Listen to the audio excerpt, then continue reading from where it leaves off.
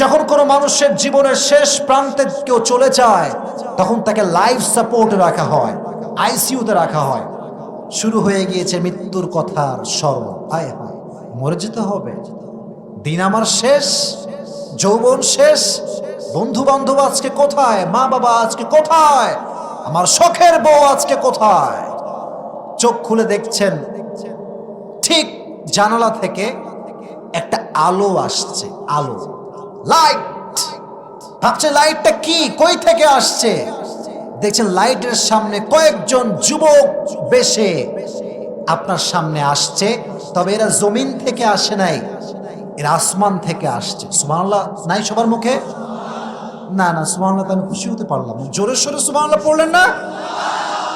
ফেরেশতা আপনার কাছে আসছে। ভাবছেন কারা, who they are and where they came from, কই থেকে আসছে এরা? তখন একটা হাদিস স্মরণ আসছে যে যখন মানুষের মৃত্যুর সময় ঘনিয়ে আসবে, মালাকুল মউত তার কাছে আসবে। আপনি যদি নামাজি বান্দা হন, এইদিকে তাকান, মানুষের কবরের আগে তার পাটটা হচ্ছে মৃত্যু। আর মৃত্যুকে আল্লাহ তাআলা দুটি ভাগে ভাগ করেছে। কয় ভাগ?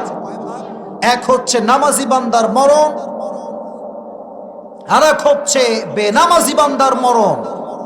নামাজি বান্দা যখন মেডিকেলে ভর্তি হয়ে শুয়ে আছে আইসিইউর ভিতরে, মালাকুল মউত যখন তার সামনে দাঁড়াবে, হাদিসে আসছে তার চেহারা হবে সুঠাম চেহারা, যুবক একটা চেহারা সে নিয়ে আসবে। তার গায়ে যে পোশাক থাকবে এটা হবে লম্বা জুব্বা, আর জুব্বার কালার হবে হোয়াইট। আমি যে জুব্বা পরে আছি এটা কি হোয়াইট না ব্ল্যাক? ব্ল্যাক। তার জুব্বাটা হবে হোয়াইট এবং তার দেহ হবে বিশাল সুঠাম দেহ। একজন সাদা ধবধবে যুবকের বেশে আসবে। যে নামাজি বান্দা হবে আমাদের ভেতর থেকে, মালাকুল মউতকে দেখার সঙ্গে সঙ্গে তার চেহারাতে একটা অটোমেটিক মুচকি হাসি চলে আসবে। আপনার সুবহানাল্লাহ পড়লেন না সবাই মিলে যুবক ভাইরা? মুচকি হাসি দিবে। তো মালাকুল মউত বলবে, ভাই তোমার টেনশনের দিন শেষ। ইয়া আইয়াতুহান নাফসুল মুতমাইন্না উখরুজি ইলা মাগফিরাতিল্লাহি ওয়া রিজওয়ানিহি।